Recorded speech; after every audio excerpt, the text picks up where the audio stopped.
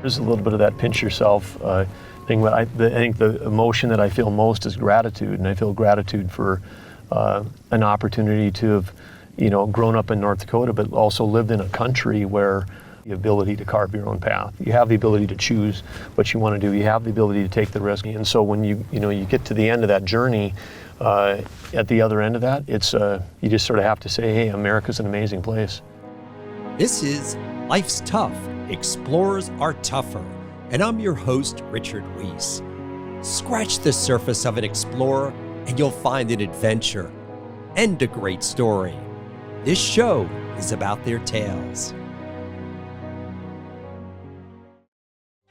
This podcast is a proud supporter of the Explorers Club and the EC50 Initiative, 50 people changing the world that the world needs to know about. For more information, go to explorers.org. I'd like to welcome you to a special edition of Life's Tough, Explorers Are Tougher, in association with the Explorers Club. I'm your host, Richard Wiese. At the time of this recording, Doug Burgum was just confirmed as Secretary of the Interior. A few years back when Doug, which he likes to be called, was Governor of North Dakota, we sat down in the Badlands and we talked about growing up in North Dakota, Teddy Roosevelt, and his love for the land. How many kids you have? 3. And how far apart are they in age? Well, Joe, Jesse, and Tom, and there's about 3 years between them.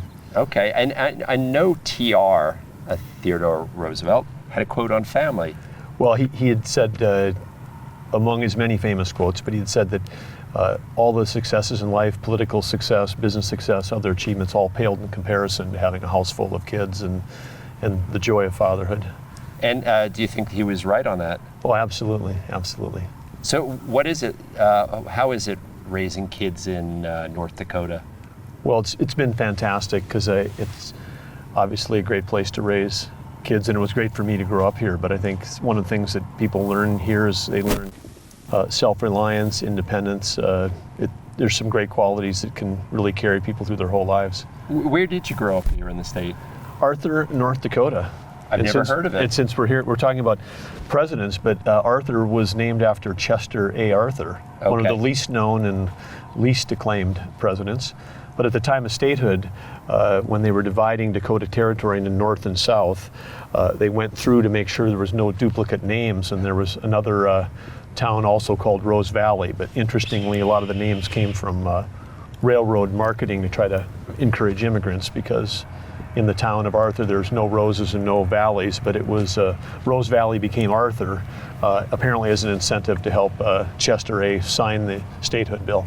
Tell me about growing up in Arthur, North Dakota. Well, Arthur was a metropolis of 400 people, and that if we counted the 100 that were in the Good Samaritan home, which we did to get to 100, but it was a community where everybody knew everybody, and it was I remember it as freedom and outdoors and hard work and just great lessons.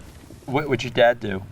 Well, my dad was part of the greatest generation, and so when World War II came along in Pearl Harbor, he dropped out of college and signed up and was a naval officer, and after that came home and joined the business that his father had started, which is a grain elevator business in a small town, which is kind of the heart and soul of the community. And so for you as a kid, one of the complaints I hear about kids today is they don't do chores and they don't go outdoors. Was that the case? I can't imagine that would have been the case for you. No, this was as was everybody in I think in North Dakota in that era. It was all about hard work, and it was up and out the door every day. And people talk about the self-reliance in the state. I as I've traveled through, that seems to be a recurring theme.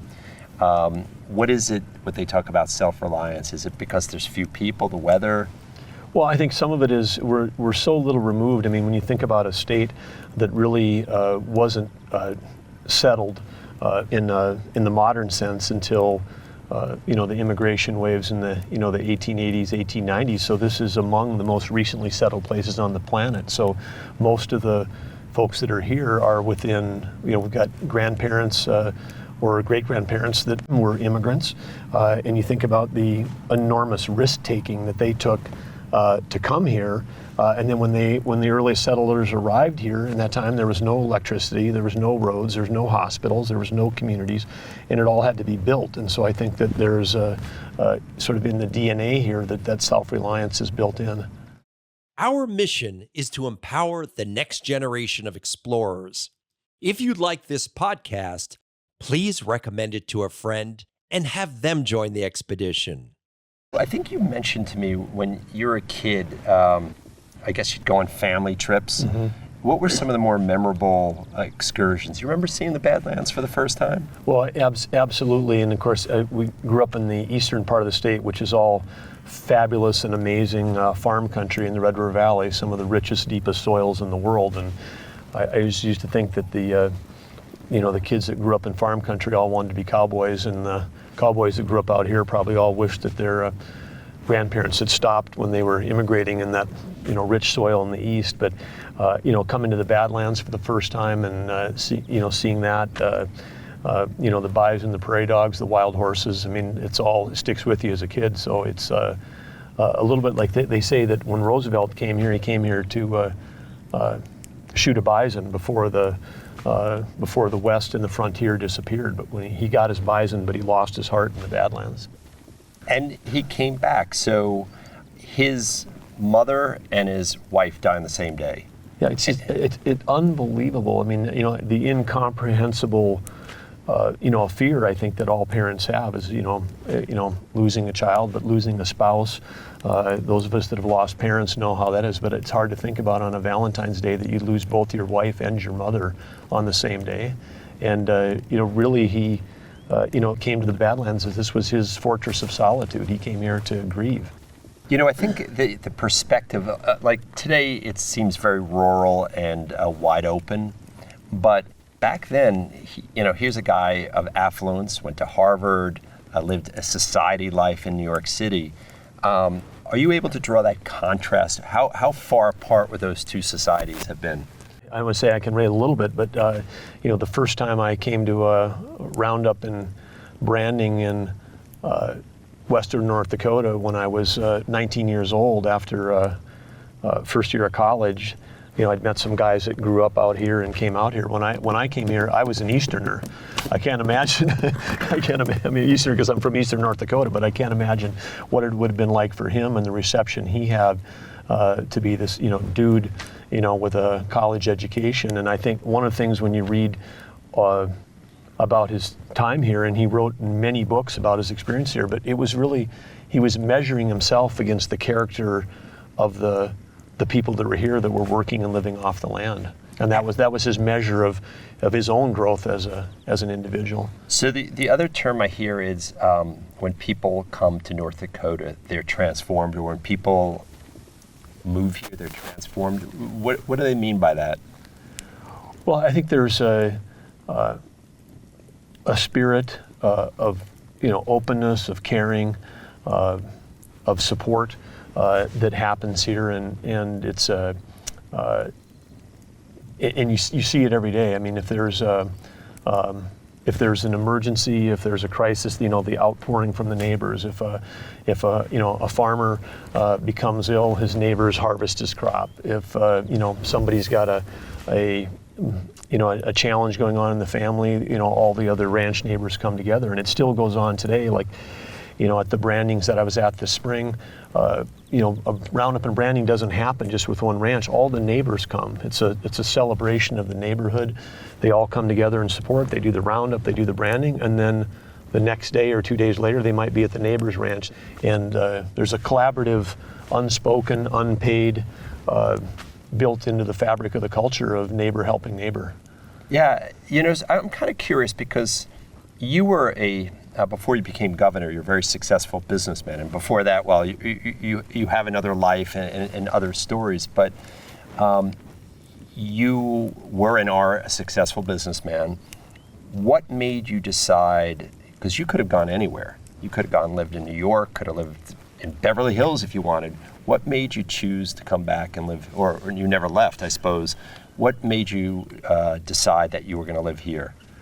Well, I don't know. It was to say that I was always so in love with North Dakota that I never really wanted to leave. And so when this whole thing came along called software in the 1980s, PC software, the idea was, it struck me that, hey, we could build one of these companies anywhere, because you didn't need to be close to markets, because the distance to markets was always the thing that held back the economy in rural places like this. But here was something where everything you were making and building came out of the minds of your team members, and I was seeing all the youth of North Dakota leave, and I thought if we could get some of them to stay. So we built a world-class company, but we had kids from 220 different small towns in North Dakota. And in North Dakota, the big towns like a Fargo are in sports, they're called Class A, and little towns like Arthur are Class B. And so we always said we built a world-class company with Class B kids. Yeah, but think about the kid who may have piled in his family's station wagon and gone out to see all this. And I think the first time you and I met was the week that you were ringing the bell at the New York Stock Exchange. I mean, could you have imagined? I mean, there's got to be a holy cow moment where you say, I grew up doing family chores and now I'm at the New York Stock Exchange. I mean, what did that feel like? I mean, is it you pinch yourself? Can you say, it's got to be a whole range of bizarre emotions, right? Well, yeah, certainly, and I think that there is a little bit of that pinch yourself thing, but I think the emotion that I feel most is gratitude, and I feel gratitude for an opportunity to have, grown up in North Dakota, but also lived in a country where you have the ability to carve your own path. You have the ability to choose what you want to do. You have the ability to take the risk. I mean, my dad died when I was a freshman in high school, and I literally... That had to be tough. Yeah, and it was very tough, and it's a... and with mom re-entering the workforce, and then you've there, but it comes along, and I had an opportunity. I inherited a quarter section of land, and I literally bet the farm to have the seed capital to help launch the software company. And so when you get to the end of that journey, at the other end of that, it's you just sort of have to say, hey, America's an amazing place. So, I mean, talk about having to grow up fast. Your dad died. How old were you? Well, I was a freshman, so I was just 13 going on 14 when that happened. That had to be tough. I mean, that had to be tough. And what was the parachute that your family had? I mean, was it a sink or swim? Or I know you probably had some support from the neighborhood, but that had to be, there have to be some lessons learned from that. Yeah, well, I think one thing that was, for me, my mom went back into the workforce at that time, and she'd been a homemaker and volunteer and on the school board and doing a number of things. But she went back to work after Dad died, and I think one of the things that I really appreciated was how challenging it was for female professional women in that era. This was 1971 when he passed away. At the time, we built. The company started, when from 10 people went to 2,000 at the time we got acquired by Microsoft. We were 51% women. The average in the industry was 25. And I have to credit my mom to that, because I saw her struggles, and we made sure we built a company that was really took advantage of all the talent we have in our nation, as opposed to a subset of that. Is your mom still alive? No, she passed away in 2005 at age 90. You think about the amazing life, you think of that, living from 2015 to, from born in 1915, passes away in 2005. You think of the changes that she saw and lived through in her lifetime. Wow. Remarkable. And I think that I would say, she spent 89 and a half years teaching us how to live, and then she spent 6 months teaching us how to die, because she went with such grace. She was teaching us lessons right to the end. I guess, this is stating the obvious, but I'm sure there's a part of you wish, when you were getting sworn in as governor, that, gosh, I think I had a grandfather that I used to, when I played Little League, every time I get on the phone, say, hey, blah, blah, blah, blah, blah. And so I think when these moments happen that there's certain people in your life that you'd like to share it with. Yeah.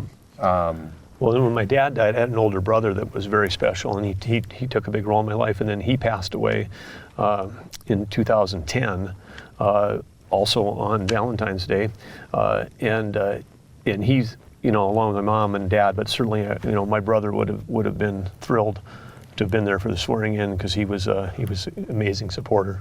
There's got to be something either within you, within the character of this area that moves on, because it's very easy when tragedy befalls to say, oh, woe is me. What is it that made you keep going forward, or what are the lessons you learned from them? I don't want to make it sound like I'm special, because I think, you're getting a lens on North Dakota. There are so many people here, that pick up and move on and keep moving forward. Focus on what they can control versus the things they can't. And if you're ranching in this country and you're, stuff happens. Stuff happens. You lose livestock. You have a bad winter.